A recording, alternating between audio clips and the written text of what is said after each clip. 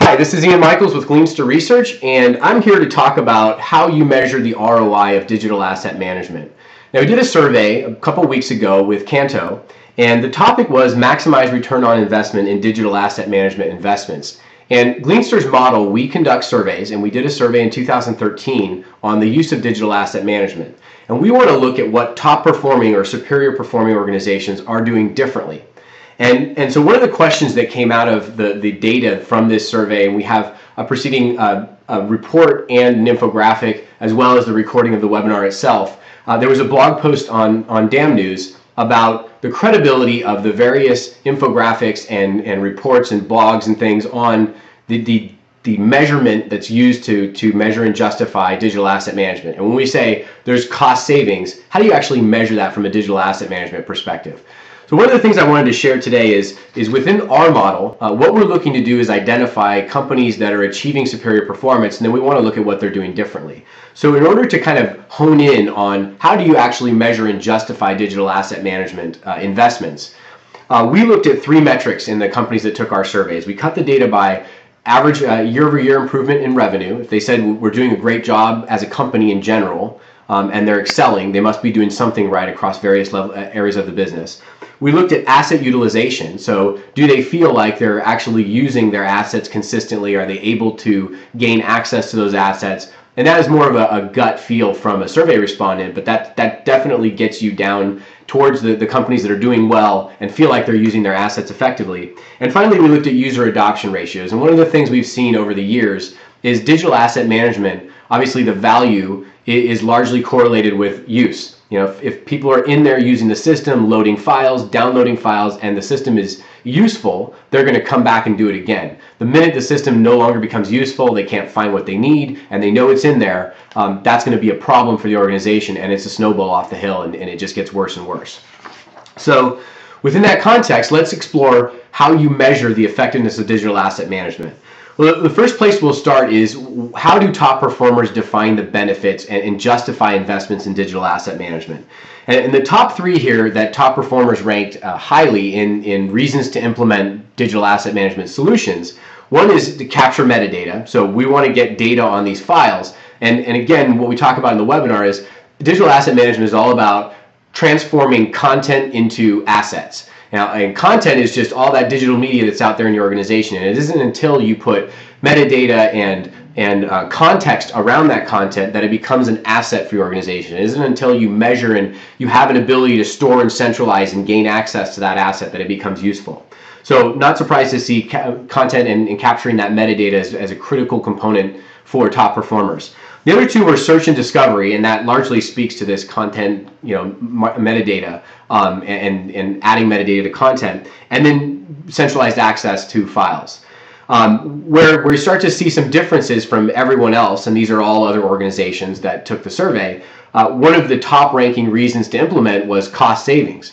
There's not necessarily anything wrong with cost savings, but it's a very challenging metric to actually measure and put real metrics around. And I'll talk a little bit about how you can do that and get a discernible trend with your cost savings. You can get a general idea of the impact on DAM, but it's not going to be a hard metric that you can go justify an investment with unless it's really everyone's bought into it and we're saying, yes, we generally feel like we need to do a better job managing our assets. So Canto did an infographic using some of the data from this survey, and I'll provide a link to it in the description below. But one of the pieces of that infographic was how the top 3 ways that top performers measured ROI from the investment. How did they define ROI? And so those 3 are user login frequency. If users are frequently using the system, that's a good thing. That means they're getting value out of it and they're loading files to the system, so there's future value.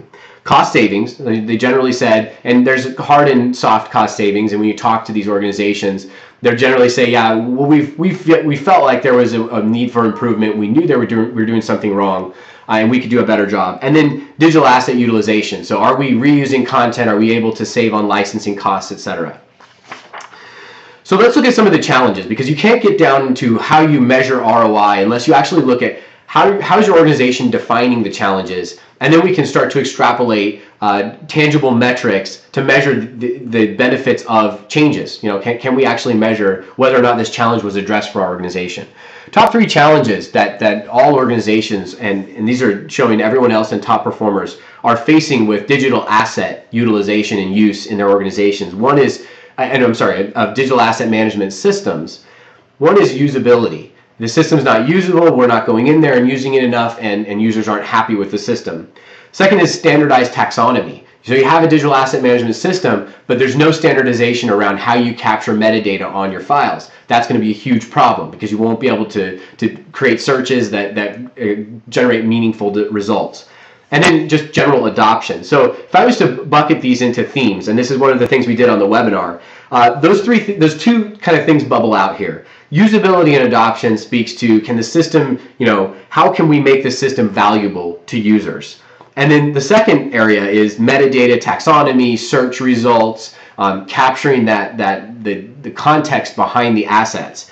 And that's how do you align the technology with operational process, because you've got to have a way to capture meaningful metadata when files are loaded to the system, or it's an end game right there. And so the 3 areas, and we go into these in much more detail in the actual webinar, 3 areas that top performers tend to leverage to maximize the benefits of digital asset management are workflow. They're customizing workflows so that when they upload files, so that there's a process for approval, but when they upload files, they're capturing metadata from end users. They're automating some of that metadata capture, which generally doesn't create the best metadata. So that's not the only way you want to capture metadata on your assets. You definitely want to have both. So, maybe you're uploading and automating, the file structure is tagged in that asset, but then you need to have the user add some additional context around metadata on the assets that are loaded.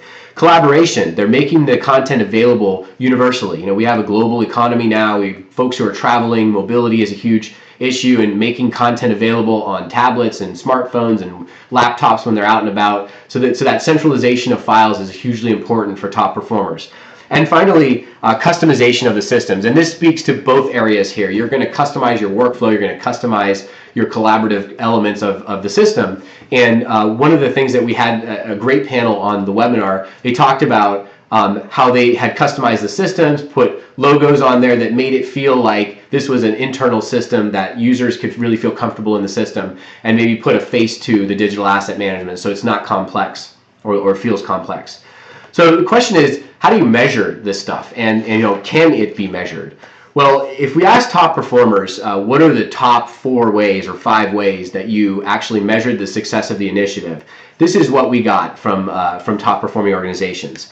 Number 1 was user activity. So these organizations tend to measure how active users are in the system. Are they logging in on a periodic basis? Are there issues that they're logging or errors that they're logging? You've got to get on top of those, because the minute those start to pile up, users don't see value out of the system. Cost savings was another area, and I'll talk about some ways to get at that.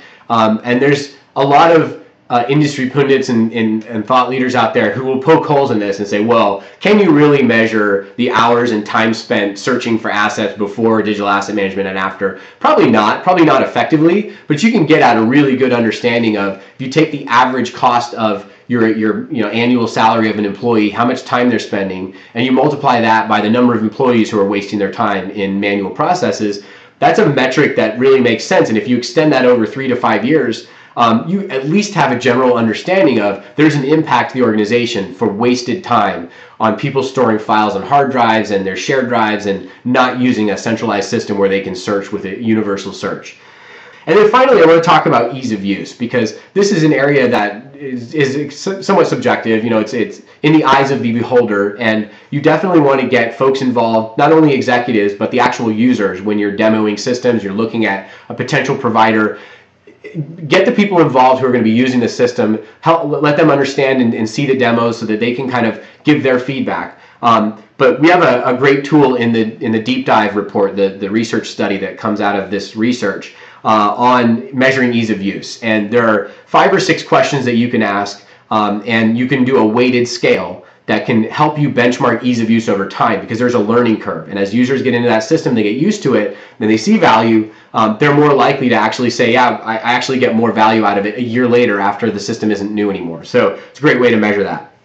All right. Finally, if you're interested in more resources, like I said, there's links down below. There are 3 things associated with this video right now. There's a webinar recording. There's a deep dive asset, which is a 5 to 6 page research report from Gleanster Research on this very topic. It's called Future Proof Your Digital Asset Management, and it talks about some of these elements in more detail. And finally, there's an infographic from Canto, and it's a great infographic. It got some accolades on various press in the industry here. So take a look. Thanks.